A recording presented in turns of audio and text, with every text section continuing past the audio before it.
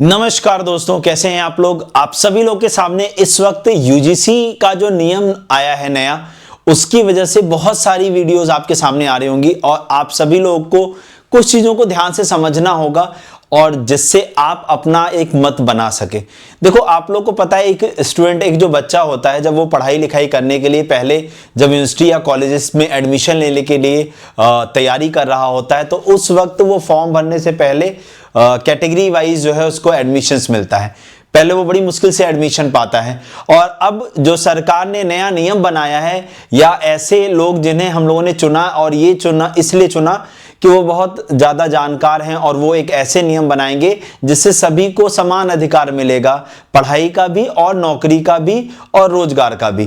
तो हो क्या रहा है कि ऐसे लोग जिनको हम लोग चुनते हैं वो नियम ऐसे बनाते जा रहे हैं आजकल कि उनमें से किसी एक का भी बच्चा जो है इंडिया में नहीं पढ़ रहा है, उनके सारे सभी के बच्चे जो है बाहर फॉरेन में, फॉरेन यूनिवर्सिटीज या फॉरेन कॉलेजेस में पढ़ रहे हैं। लेकिन यहां पर एक सवर्ण का बच्चा अगर आज किसी भी तरीके से, अगर मान लो इंजीनियरिंग कॉलेज या मेडिकल कॉलेज में एडमिशन ले लेता है, तो उसके लिए पढ़ना भी मुश्किल हो जाएगा, क्योंकि अगर उसके ऊपर कोई इल्जाम लग गया कि आज उसने किसी भी व्यक्ति के लिए अपशब्द का इस्तेमाल किया है या कुछ उसे कहा है या उसे मारा है, तो हो सकता है उसका भविष्य बर्बाद हो जाए और वो आगे की पढ़ाई ना कर सके।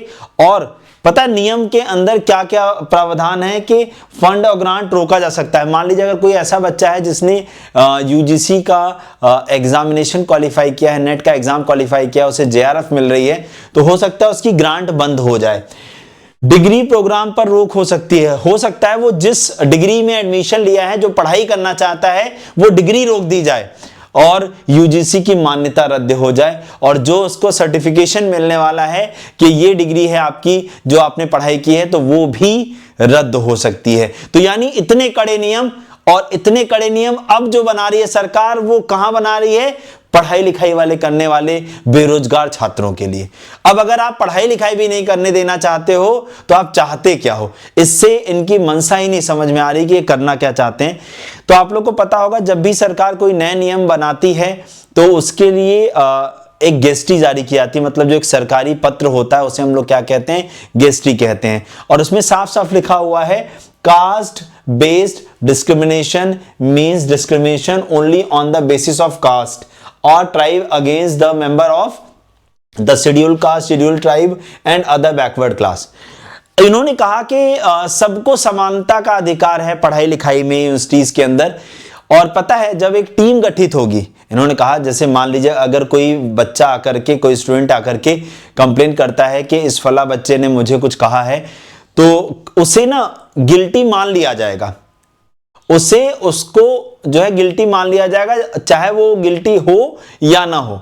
Just like SC ST act, जैसे SC SC एक्ट के अंदर क्या होता है, आपने देखा होगा कि कोई व्यक्ति गिल्टी है या नहीं है, उसे गिल्टी मान लिया जाता है जब तक वो इनोसेंट प्रूफ नहीं होता है।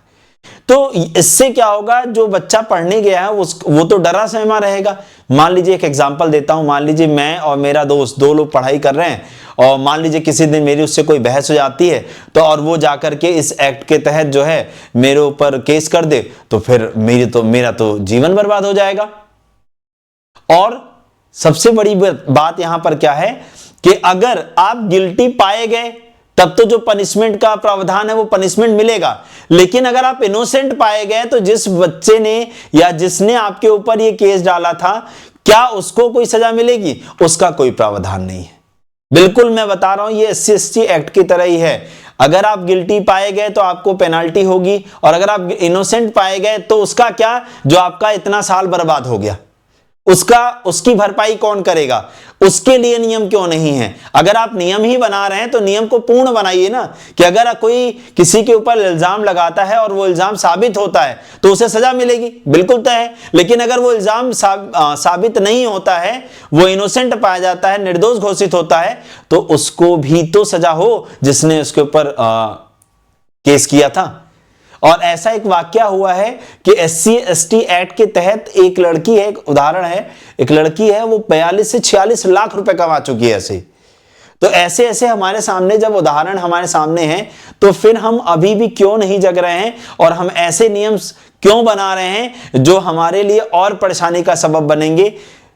और इसमें तो ये भी कहना उचित होगा कि जैसे अगर हम लोग पहले से एक बात करते हैं कि पहले हम लोग पिछड़ी जातियों को या जो भी हमारे जातियां कमजोर वर्ग की थी उनको हमने बढ़ावा दिया और हमने उन्हें काफी हद तक आगे बढ़ाया। और आपने एक चीज देखी होगी कि जब हम रूरल एरिया की बात है, ग्रामीण क्षेत्रों में, तो ग्रामीण क्षेत्रों में अभी भी जातिगत जो है भेदभाव काफी ज्यादा है।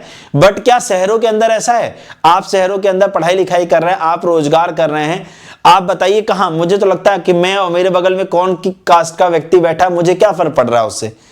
तो ये केवल और केवल कहते हैं ना जातिगत राजनीति का एक हिस्सा है। और ऐसे समयों पर ही ऐसे काम क्यों किए जाते हैं जब कहीं किसी बड़े स्टेट के अंदर कोई चुनाव होने वाला था। और आपको पता है कि यूपी के अंदर इलेक्शन होने वाला है आगे चल के, और यूपी हमारा सबसे बड़ा स्टेट है और सबसे ज्यादा जो चीजें, सबसे ज्यादा यूनिवर्सिटीज और सबसे ज्यादा जो पढ़ने वाला छात्र है वो यूपी के अंदर है।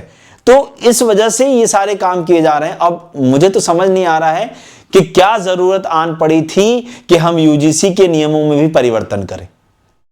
क्या चीजें सही नहीं चल रही थी? अगर सही नहीं चल रही थी तो इतने साल से चल कैसे रही थी, यह भी एक सवाल उठता है। मैं आपके सामने एक IIT दिल्ली की एक स्टडी बताना चाहूंगा जिसमें बताया जा रहा है कि हॉस्टल और मेस में अलग थलग करना की पहचान की गई। जैसे आपने देखा होगा भेदभाव जो होते हैं ना वो इस लेवल पे हो चुका है कि यूनिवर्सिटीज के अंदर आपने देखा होगा एक समुदाय के लोग अब एक साथ जा रहे हैं, हाँ, एक कम्युनिटी के लोग एक साथ रह रहे हैं, बातचीत कर रहे हैं, दूसरे कम्युनिटी वाले को बिल्कुल बाइकआउट किया जा रहा है, उसको बिल्कुल अलग कर दिया गया है। सेम इसी तरीके से आपने मेस वगैरह में देखा होगा, पता चला एक कम्युनिटी के लोग एक साथ बैठ के खाना खाना, दूसरी कम्युनिटी के लिए दूसरी जगह। तो ये सारा डिस्क्रिमिनेशन यहां से इस छोटे छोटे लेवल पे देखने को मिल रहा है।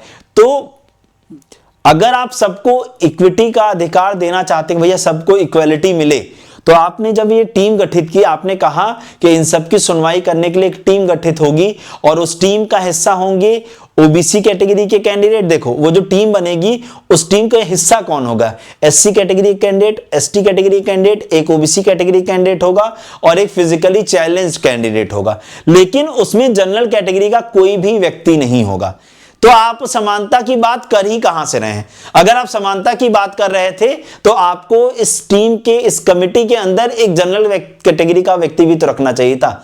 ऐसा थोड़ी ना हो गया, क्योंकि जब सारे लोग एक मत होंगे तभी तो कोई चीज सही होगी। और आप यहां फिर से वही खेल खेल रहे हैं। आपने इस टीम को गठित किया, इस कमेटी को बनाया, लेकिन इसमें से सवर्ण को या जनरल कैटेगरी के किसी व्यक्ति को इसमें नहीं रखा है। तो ये भी तो गलत है। तो भेदभाव क्या है? भेदभाव की जब हम बात करते हैं, कोई भी अनफेयर बात कर लो या बायस्ड होकर के ऐसा व्यवहार, चाहे वो डायरेक्टली मुझे इंपैक्ट करे या इनडायरेक्टली मुझे इंपैक्ट करे, ये तो नुकसान करेगा ना। अब जैसे मैं इसका एक एग्जांपल देना चाहूंगा। मान लीजिए एक कोई लड़की है, मान लीजिए वो किसी वर्ग से आती है और एक कैटेगरी, जनरल कैटेगरी का लड़का है, मान लीजिए उसने उसको जो है आई लव यू बोल दिया। अब लेकिन वो लड़की जो है उसको मना कर दे, या कोई माइनॉरिटी कैंडिडेट का लड़का हो और सवर्ण की लड़की हो, यानी जनरल कैटेगरी की लड़की हो, अगर मान लीजिए वो लड़की मना कर दे तो वो तो जाके भैया इस एक्ट के तहत उसके अगेंस्ट केस कर देगा कि इस लड़की ने मेरा हरेसमेंट किया है, या कुछ भी कह सकती है, या वो लड़के के ऊपर कोई केस कर सकती है, मतलब वाइसे वर्सा कुछ भी हो सकता है। तो अब इन केसेस में आपके पास क्या पैरामीटर्स होंगे कि नहीं ये सही है या गलत है? आप तो उसे गिल्टी मान लोगे और जब तक वो इनोसेंट प्रूफ नहीं होगा तब तक आप उसे ऐसे ही मानते रहोगे। तो ये चीजें भी तो गलत है ना। इनके ऊपर कौन देख रेख करेगा? तो देखो मैंने बताया जो टीम बनेगी उसमें ये अनिवार्य सदस्य होंगे यहां पर, और सभी को अवसर मिलना चाहिए। एक हर कॉलेज के अंदर, हर यूनिवर्सिटी के अंदर जो है इक्वल अपॉर्चुनिटी सेंटर बनने चाहिए, ईओसी बनने चाहिए। जो कमेटी या जो टीम जो है जो ये निर्णय करेगी कि जो चीजें यूनिवर्सिटी के अंदर चल रही हैं वो सुचारू रूप से चले बिना किसी भेदभाव के।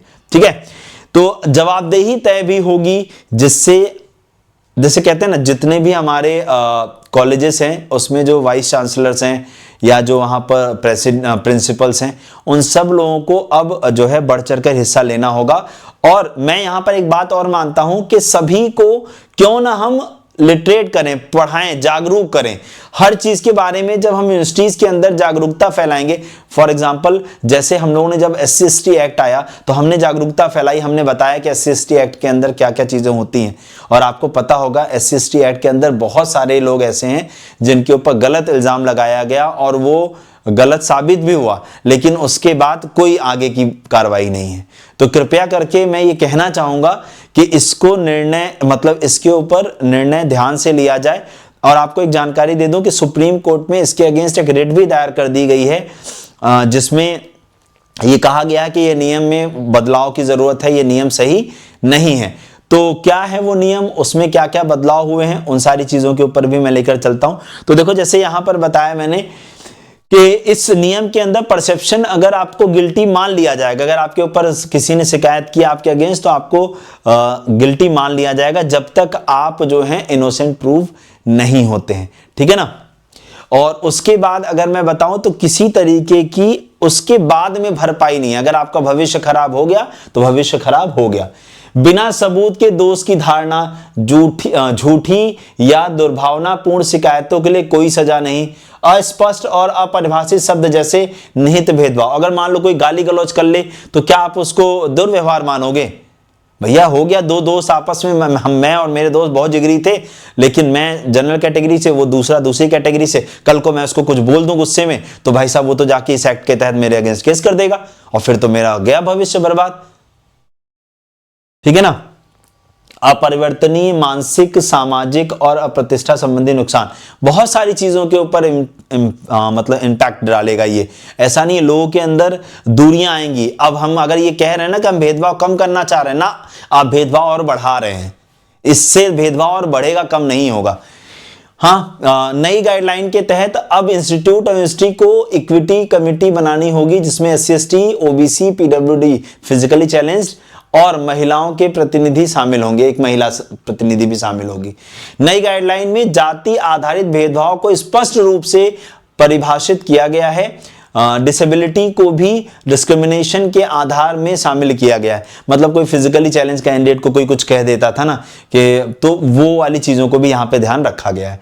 इन प्रावधानों को लागू करने के लिए हर संस्था को इक्विटी अपॉर्चुनिटी सेंटर बनाना होगा। EOC इक्विटी बनाने, काउंसलिंग देने, बाहर की एजेंसियों से तालमेल करने, शिकायत पोर्टल चलाने और इंक्लूजन की पहलों की निगरानी करने का मुख्य केंद्र होगा। अगर कॉलेज में पर्याप्त टीचर नहीं हैं तो ये काम जुड़ी हुई यूनिवर्सिटी करेगी। हर EOC इक्विटी कमेटी के जरिए काम करेगी। कमेटी की अध्यक्षता संस्थान का हेड करेगा, मतलब जो वहां का हेड होगा वही उसको रेगुलराइज करेगा। नियमों में इक्विटी स्क्वाड्स और इक्विटी एक्सपर्ट्स भी लाए गए हैं। ये कैंपस की निगरानी करेंगे और संभावित गलतियों की रिपोर्ट करेंगे। और 24/7 ये चीज अवेलेबल रहेगी। मैंने आपको बताया था ना कि सुप्रीम कोर्ट में एक रिट भी दायर कर दी गई है इसके अगेंस्ट कि इस पर सुनवाई की जाए और इस पर बड़े बदलावों की जरूरत है। देखो, मैंने आपको क्या बताया था कि चंद्रावती ने 10 साल में SC/ST एक्ट से प्राप्त किए 46 लाख रुपए, और ये इसका जीता जाता एग्जाम्पल है, सीधा सा उदाहरण है कि ऐसे नियमों का दुरुपयोग बहुत होता है। बहुत ही कम केसेस ऐसे हैं जहां पे सच में उत्पीड़न हुआ है, जहां पे सच में घटना घटित हुई है। आधे से ज्यादा तो फर्जी मामले हमारे सामने आते हैं, और फर्जी मामलों में मेरा मानना है कि एक सख्त कार्रवाई होनी चाहिए कि अगर आप किसी के ऊपर फॉल्स एलिगेशन लगाते हैं तो आपके अगेंस्ट उसी धारा के तहत उतने ही कड़े कानून होने चाहिए जिससे आप अगली बार किसी के अगेंस्ट फॉल्स कमिटमेंट करने से पहले या फॉल्स एलिगेशन लगाने से पहले आप 50 बार सोचें कि अगर गलत हुआ तो मेरे अगेंस्ट भी सजा होगी, ठीक है ना। चलिए, ऐसे आपने देखा होगा SC/ST एक्ट के अलावा POS एक्ट भी है, जो ये सारी चीजें ऐसे ही दर्शाती हैं। सिर्फ अपमानजनक भाषा SC/ST एक्ट के तहत अपराध नहीं। जैसे एक केस ऐसा हुआ था जिसमें सुप्रीम कोर्ट ने जो है अपना फैसला दिया था। फाइनेंस में ये बोला गया था कि ऐसा नहीं है कि कुछ आपत्ति, जैसे सपोज कोई गाली गलौज दे दे, कोई बड़ी गाली दे दे, तो ऐसा नहीं है कि गाली गलौज जो है वो आपत्तिजनक शब्दों में कंसीडर किया जाएगा, वो अपराध नहीं माना जाएगा। और एक बात बताऊं, अगर सुप्रीम कोर्ट कोई नियम या सुप्रीम कोर्ट कोई फैसला सुनाती है तो जितनी भी हमारी डिस्ट्रिक्ट कोर्ट होती हैं, जितनी भी हमारी लोअर कोर्ट्स होती हैं, उन सब लोग को वो बात माननी होती है और उसी के हिसाब से अपने नियम बनाने होते हैं। तो मुझे लगता है कि अब आपको सारी बातें समझ में आ गई होंगी। एक मैं उदाहरण आप लोग के सामने लाना चाहूंगा एक वीडियो के माध्यम से। मैं देख रहा था तो मुझे एक वीडियो सामने मिली, तो मेरे को लगा कि ये वीडियो आप लोग के सामने मुझे ले चलनी चाहिए यहाँ पर। तो सुनिएगा आप लोग। यहाँ पे इसी चीज की आप मतलब कि अर्जी लगा रहे हैं, यहाँ से बोल रहे हैं आप एफसी। मेरा नाम भावना मिश्रा है और मैं ग्राम जोनी की रहने वाली हूँ। एमएससी किया उसमें गोल्ड मेडलिस्ट है, मतलब हमारा अभी रिजल्ट है और जिस दिन रिजल्ट आता है उसके दूसरे दिन पुलिस आके बोलती है आपके नाम पे 2 एफआईआर। हम शॉक्ड हो गए कि हम जब घर पे नहीं, हमारे नाम से एफआईआर क्यों? हम यहाँ पे इसी चीज की आप मतलब कि अर्जी लगा रहे हैं, यहाँ से बोल रहे हैं आप एफसीपी ऑफिस चले जाइए, बोलते चौकी में चले जाइए, थाने में चले जाइए। हम 5 साल से यही घूम ही रहे हैं, कभी चौकी थाना यहाँ। अब उसके नाम एक भी रिपोर्ट, एक भी एफआईआर नहीं हुई होगी। हम इतने आवेदन दे दे के थक चुके, रोना। सिर्फ हमारे पास एक लास्ट ऑप्शन बचता है, कोई जब नहीं सुन रहा है, आपका फ्यूचर भी खराब है, तो आप अपनी जान दो, यहाँ से फ्री हो जाओ। कलेक्टर से लेके एसपी से लेके मंत्री से लेके संतरी।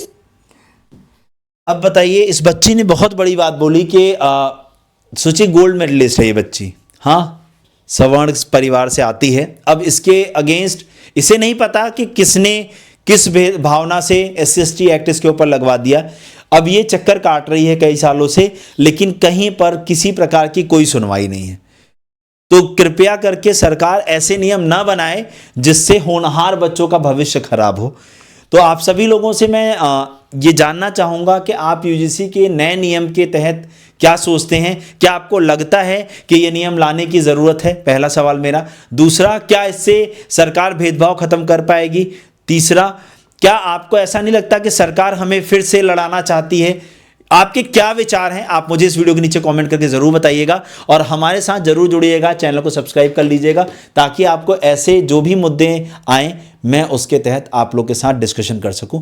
लेकिन चैनल को सब्सक्राइब करना, वीडियो को लाइक करना और इस वीडियो के नीचे कमेंट करके अपने विचार ज़रूर दीजिएगा। Thank you so much.